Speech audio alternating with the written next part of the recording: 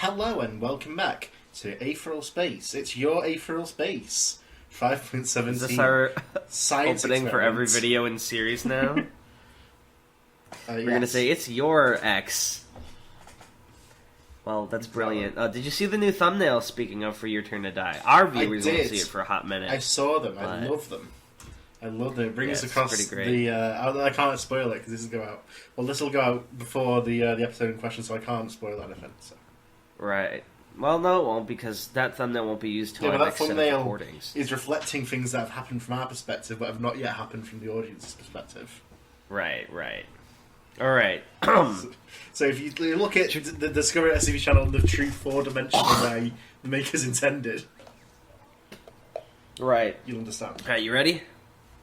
Yeah. Ugh. What? Is something in your background there? Yeah, there's some ruckus outside, don't worry about it. Oh, it sounds like a little one. Alright. I'll wait till Tanhony's back. You guys have to forgive me if the voices suck. My sinuses are, like, super bad right now. And I don't have time to sit in front of a boiling kettle of water because we gotta get a lot done today. Hopefully I will fix it by the time we do the podcast recording, but you have to be gentle with me. Don't worry about it. Okay.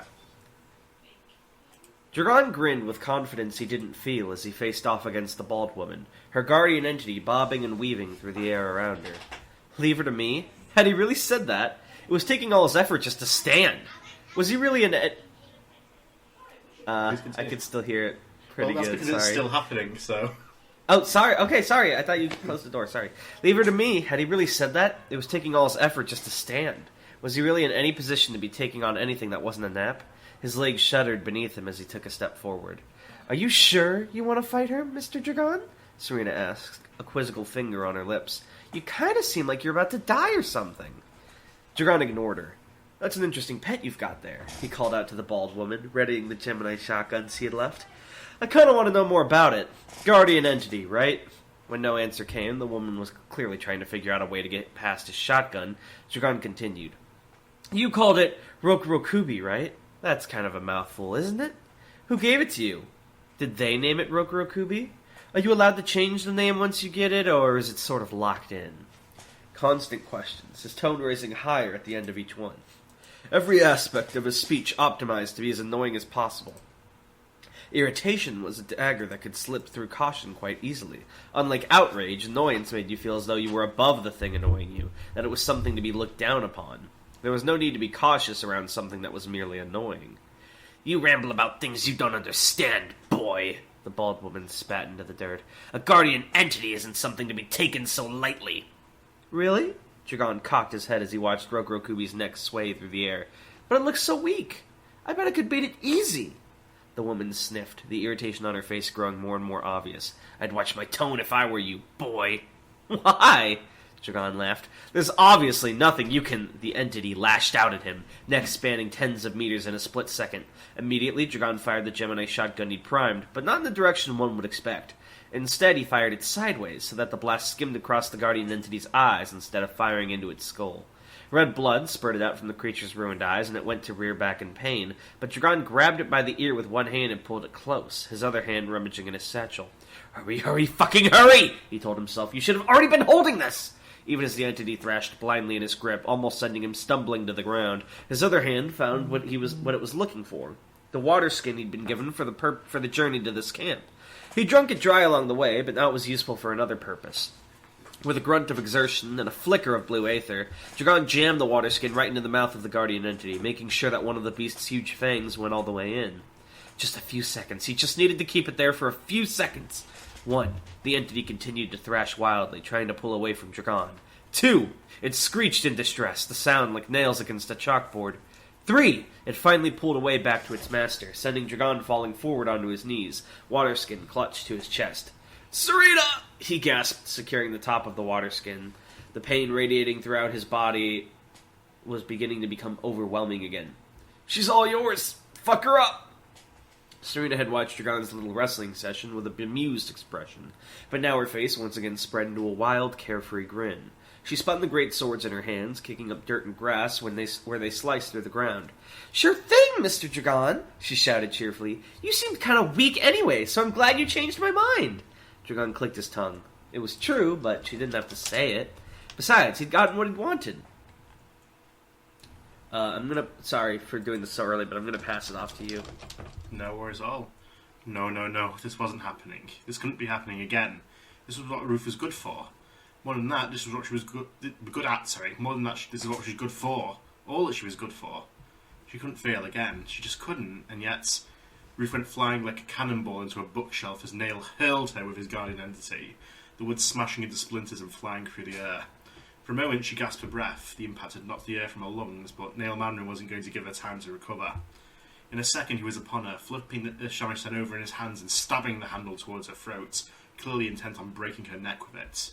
She went to slap the weapon away with an aether-infused fist, only for those damn strings to wrap around her once again and flip her onto the ground.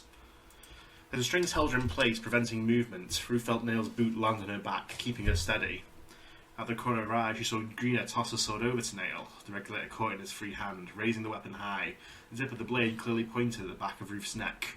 "Begone," he snarled, bringing the sword down. Noblesse set.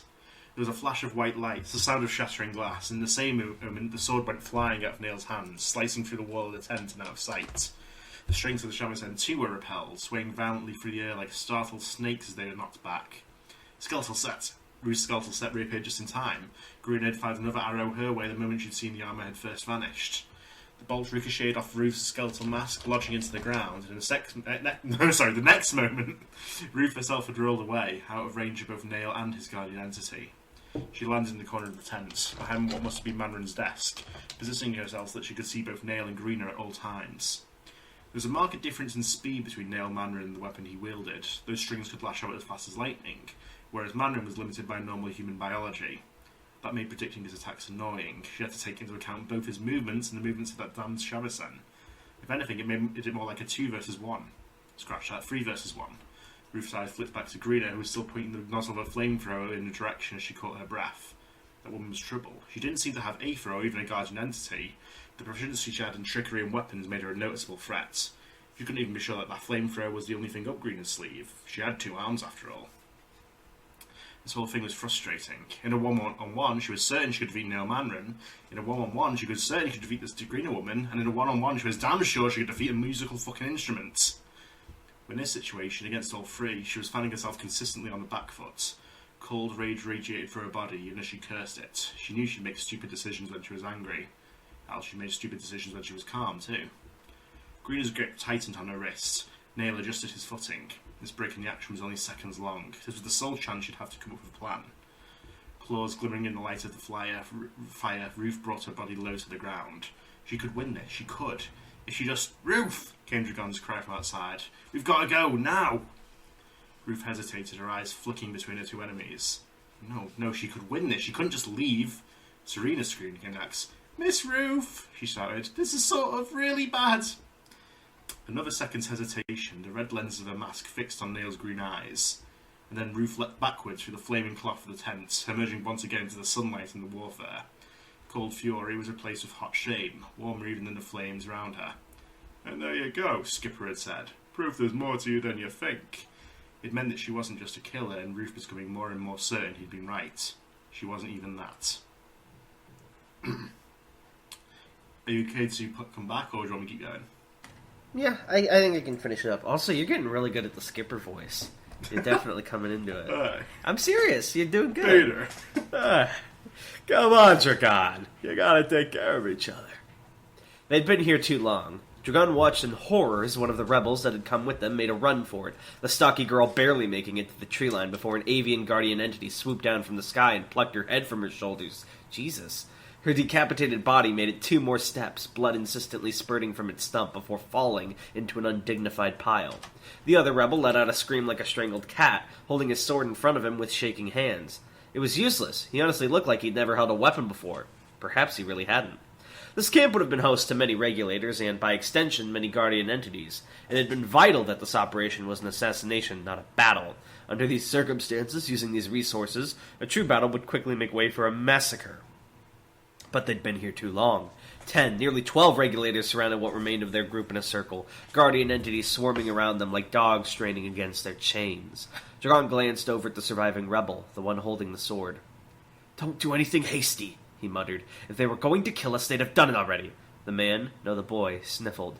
"They killed her," he whispered, eyes locked on the headless corpse of his comrade. "She tried to run," Dragan explained, as reassuring as he could. "Just stay calm. We'll make it through this, yes?" Calming people down had never been his strong suit. Usually it was the opposite, but they couldn't afford to act carelessly right now. Their lives hung off the edge of a cliff. Any movement but the correct one would just cause them to fall. The regulator at the head of the group, a grim-looking man with a scar running along his nose, took a cautious step forward, hands running over the handle of his battle axe. Above him, the avian guardian entity circled through the sky, looking like an owl with a human skull. "Put down your weapons," the regulator growled roughly with a voice like broken glass. "Hands on the back of your heads. Get me? Anything else, you die." "Sure thing," Dragan replied carefully before looking back over at the sword shaking in the rebel's hands. "Drop it." His eyes widened to the size of saucers. "They'll kill me!" "They'll kill us if you don't drop it." But... The choice was taken out of his hands. With a flash of violet aether, Serena snatched the sword out of his grip, quick as lightning, and threw it on the floor at her feet. The rebel stared down at it in muted horror, but Serena just cheerfully patted him on the back. "Don't worry," she said sweetly. "I'll protect you. Stick by me and you'll live forever." Dragan didn't know about that last part, but so long as I got the poor bastard to cooperate, he'd go along with it. They needed to stall. Ruth was taking her sweet damn time, and there was no way Dragan was leaving without her. It would be a bad strategy, after all, to abandon their strongest fighter. The regulator's eyes narrowed, and he spat onto the ground before him. "Go on, then," he prompted, axes still clutched in his hands. "Hands behind your back, nice and slow. No sudden movements, you get me?" "No problem," said Dragan, moving his hands behind his back as slowly as his body would allow. Serena mimicked him cheerfully, their rebel friend a little less so. "Stall, stall, stall." If they still had a strategy left, that was it. The most valuable currency in any battle was time, and since they couldn't buy any more of it, they had to make what little they had go on for as long as possible. If enough seconds passed, Dragan was sure he could come up with a new plan. Something smart. He was good at that, right? Something that flipped the chessboard over. Something that turned all their disadvantages into advantages. Something he could communicate to the others in just a second. He could come up with something like that. Surely he could come up with something like that.